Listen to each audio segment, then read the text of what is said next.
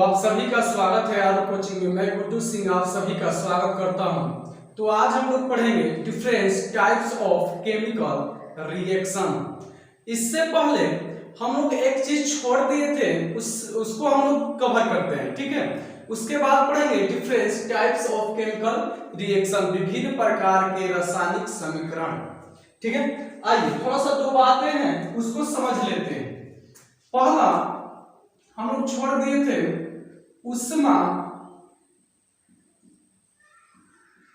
उष्माक्षेपी अभिक्रिया। उष्माक्षेपी अभिक्रिया क्या है, और दूसरा छोड़ दिए थे उष्मा शोषी अभिक्रिया, जो कि यह परीक्षा के दृष्टि से यानी लगभग परीक्षा में 50% जो है आता रहता है, तो इसको देखना जरूरी है। आइए समझ लेते हैं उष्माक्षेपी अभिक्रिया। उष्माक्षेपी अभिक्रिया किसे कहते हैं भाई? तो वैसी अभिक्रिया जिसमें उष्मा का उत्सर्जन होता है, यानी उष्मा बाहर निकलती है। अभिक्रिया के फलस्वरूप जब उष्मा बाहर निकलेगा तो वैसी अभिक्रिया को हम लोग कहेंगे उष्मा क्षेपी अभिक्रिया। यानी उष्मा इसमें क्या होता है जी? उत्सर्जित होता है। क्या होता है? उष्मा इसमें फिर से लिख देते हैं, उष्मा इसमें उत्सर्जित होता है यानी बाहर निकलता है। और इसके विपरीत है उष्मा शोषी अभिक्रिया। उष्मा शोषी अभिक्रिया किसे कहते हैं जी? वैसी अभिक्रिया जिसमें अभिक्रिया के फलस्वरूप उष्मा का अवशोषण होता है। अवशोषण यानी उसको अभिक्रिया करने के लिए ज्यादा मात्रा में और उष्मा देना पड़ता है, ठीक है। जैसे अवशोषण होता है। क्या होता है? उष्मा का अवशोषण होता है, तो उसे कहेंगे उष्मा शोषी अभिक्रिया। और जिसमें उष्मा बाहर निकलता है उसे कहेंगे उष्मा क्षेपी अभिक्रिया। जैसे अगर इसका उदाहरण देने का बात करें तो आप लोग लिख दीजिएगा C+O2 equal to CO2 plus उष्मा, ठीक है जी। CO2 plus CO2, C plus O2 equal to CO2 plus उष्मा, इसे कहेंगे हम लोग उष्मा क्षेपी अभिक्रिया। और इसमें लिख दीजिएगा आप लोग नाइट्रोजन प्लस ऑक्सीजन प्लस उष्मा, क्योंकि उष्मा चाहिए उसको अभिक्रिया करने के लिए। उष्मा इक्वल टू हो जाएगा 2NO, ठीक है।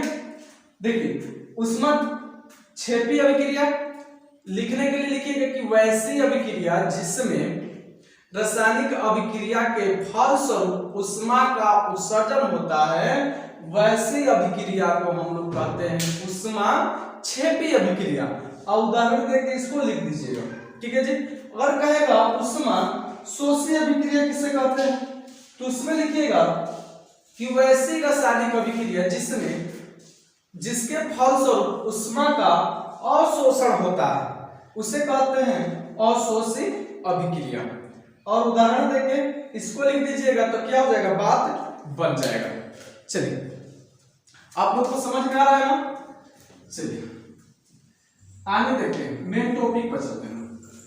हमारा जो टॉपिक है आज का, ऊपर तो छूट गया था इसलिए देखिए, टॉपिक है different types of chemical reaction, विभिन्न प्रकार की रासायनिक अभिक्रियाएं।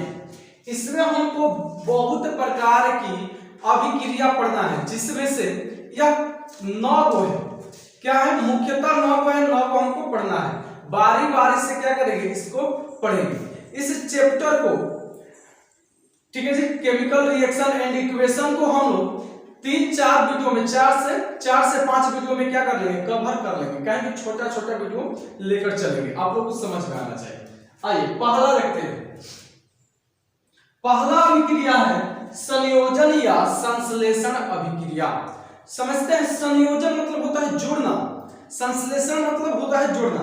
संयोजन या संश्लेषण अभिक्रिया किसे कहते हैं? तो लिखिएगा कि संयोजन या संश्लेषण अभिक्रिया उस अभिक्रिया को कहते हैं जिसमें दो या दो से अधिक पदार्थ आपस में, पदार्थ या तत्व या यौगिक आपस में परस्पर संयोग करके एक नए पदार्थ का निर्माण करते हैं, जो नए पदार्थ मूल पदार्थ से बिल्कुल क्या हो, भिन्न हो। ठीक है, यहां पर हम थोड़ा सा लिख दिए हैं कि वह अभिक्रिया जिसमें दो या अधिक पदार्थ यानी तत्व या यौगिक परस्पर संयोग करके एक नए पदार्थ का निर्माण करते हैं, नए पदार्थ का गुण मूल पदार्थ के गुण से बिल्कुल क्या होता है, भिन्न होता है, वैसे अभिक्रिया को क्या कहते हैं हम लोग? संश्लेषी या संयोजी अभिक्रिया कहते हैं। दोनों एक ही चीज है। चलिए उदाहरण से समझते हैं, आइए उदाहरण से समझते हैं इसको। ठीक है जी, उदाहरण से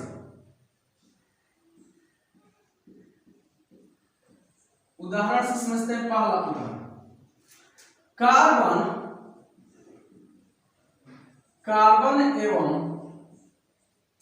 ऑक्सीजन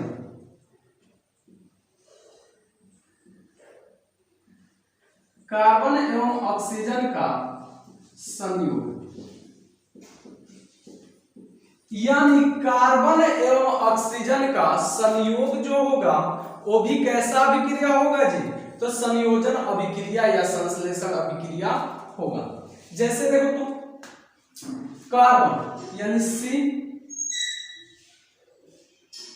प्लस ऑक्सीजन, यह मिलकर बना देगा CO2 बना देगा। क्या बना देगा जी? CO2 बना देगा।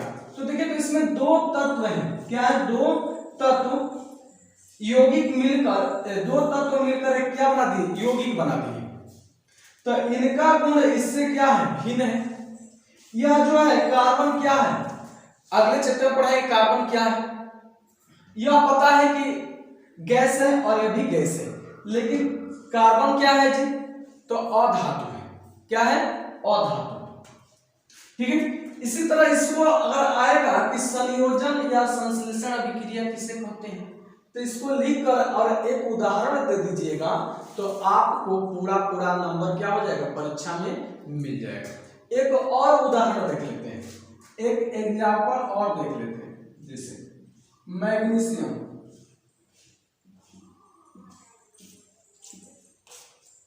मैग्नीशियम एवं ऑक्सीजन का संयोग, ऑक्सीजन का संयोग,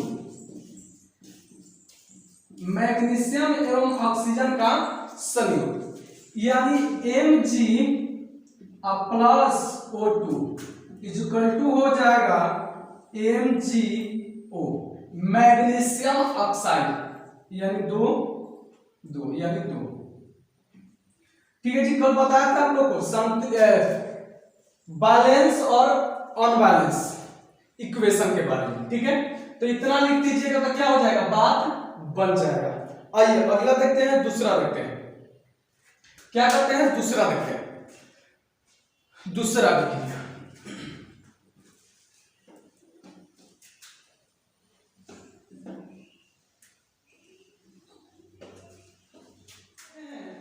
दूसरा हमारा है कि वियोजन या अपघटन अभिक्रिया क्या है। दूसरा है वियोजन या अपघटन अभिक्रिया किसे कहते हैं? तो देखिए, वियोजन या अपघटन अभिक्रिया वह अभिक्रिया है जिसमें कोई एक बड़े यौगिक के अणु टूटकर दो या दो से अधिक छोटे छोटे अणुओं में विभाजित हो जाते हैं या नए पदार्थ बन जाते हैं, जिनके नए पदार्थ का गुण मूल्य पदार्थ के गुण से क्या है, भिन्न होता है। उसे कहते हैं अपघटन या वियोजन अभिक्रिया। फिर से सुन लीजिए एक बार, आइए पढ़ देते हैं। लिखे हैं आप लोग क्या करो, पेन कॉपी निकाल लो और आराम से इसको जितना लिखे हैं लिखते चलिए, संग में लिखते आप लोग चलिए, वीडियो को रोक रोक कर लिखते चलिए। ठीक है, यह हर हमेशा परीक्षा में 9 गो में से कोई ना कोई ये जरूर पूछता है, यह एकदम गारंटी। आइए देखते हैं, वियोजन या अपघटन अभिक्रिया क्या है। यह क्वेश्चन पूछेगा वियोजन अभिक्रिया किसे कहते हैं या अपघटन अभिक्रिया किसे कहते हैं, तो आप लोग लिखिएगा वह अभिक्रिया जिसमें किसी यौगिक के बड़े अणु के टूटने से 2 या अधिक सरल यौगिक बनते हैं जिनके गुण मूल यौगिक के गुण से बिल्कुल क्या होता है, भिन्न होता है। यानी ये बड़ा चक्कर क्या था, पहाड़ था, वह टूटकर छोटे छोटे टुकड़े में क्या हो गया, डिवाइड हो गया, यानी बट गया। यही क्या है वियोजन। और संयोजन में छोटका छोटका के जोड़ के एक बड़का बना दिए, संयोजन अभिक्रिया। और एक बड़का था उसको तोड़ दिए तो हो गया अपघटन अभिक्रिया। ठीक है जी, आइए उदाहरण के माध्यम से समझते हैं।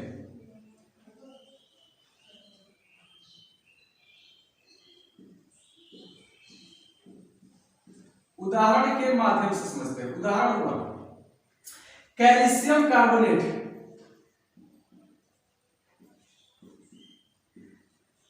कैल्शियम कार्बोनेट, कैल्शियम कार्बोनेट का अपघटन।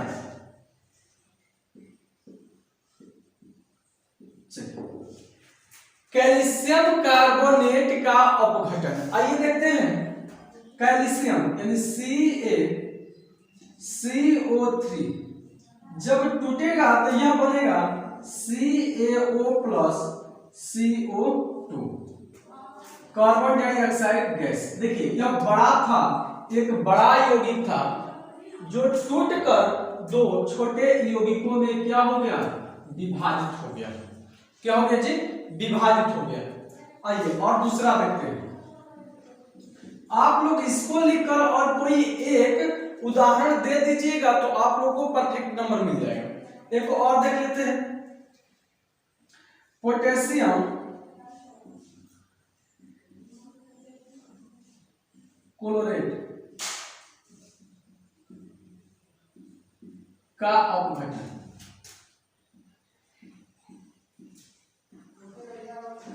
पोटेशियम क्लोराइड का अपघटन यानी KClO2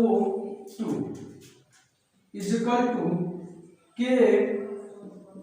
KCl प्लस O2 बन गया। ठीक है जी, KCl प्लस O2 बन जाएगा। ठीक है, तो ये भी क्या हो गया, यह वियोजन या अपघटन का अभिक्रिया का एक उदाहरण हो गया। आइए अगला देखते हैं, जो तीसरा है अभिक्रिया उसको देखते हैं। तीसरा अभिक्रिया का अभिक्रिया क्या है, वैद्युत अपघटन। वैद्युत अपघटन यानी अब करंट लगा के क्या करेंगे, उसको तोड़ेंगे। यानी कुछ धातुएं द्रविण के क्लोराइड ऑक्साइड और क्लोराइड से विद्युत धारा प्रवाहित करने पर वह अपघटित हो जाते हैं, टूट जाते हैं। और इस अभिक्रिया में जो धातु होते हैं कैथोड पर आ जाते हैं और जो गैसें होती हैं ऑक्सीजन या क्लोरीन होती है वह एनोड पर चली जाती है। और इसी अभिक्रिया को हम लोग क्या कहते हैं, वैद्युत अपघटन अभिक्रिया कहते हैं। ठीक है जी, आइए देखते हैं। कुछ धातुओं के द्रव्य ऑक्साइड एवं क्लोराइड से होकर विद्युत धारा प्रवाहित किया जाता है। विद्युत धारा प्रवाहित करने पर वे अपघटित हो जाती है। इस अभिक्रिया में धातु कैथोड पर और ऑक्सीजन या क्लोरीन गैस जो होती है एनोड पर चली जाती है, यानी मुक्त हो जाती है। ठीक है जी, जैसे देखते हैं उदाहरण से। उदाहरण से देखते हैं, सोडियम क्लोराइड द्रविण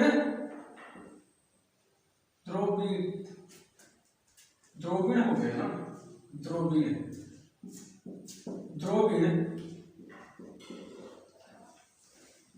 सोडियम क्लोराइड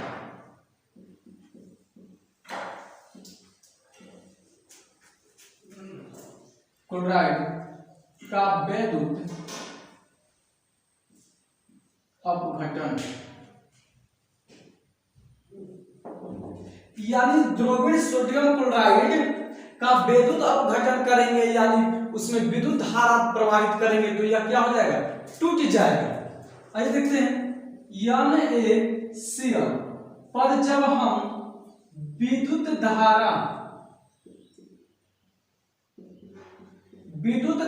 प्रवाहित करते हैं तो यह टूट जाएगा, Na+Cl, ठीक है जी, Cl, Na और Cl2, तो यह कैथोड पर धातु जो है कैथोड पर टूट जाएगा, और जो गैस हो एनोड पर, गैस किस पर, एनोड पर मुक्त हो जाएगा, ठीक है जी। यह धातु जो कैथोड पर और गैस एनोड पर मुक्त हो जाएगा, तो यह है विद्युत अपघटन अभिक्रिया, ठीक है। आगे मिलते हैं, तब तक के लिए जय हिंद जय भारत।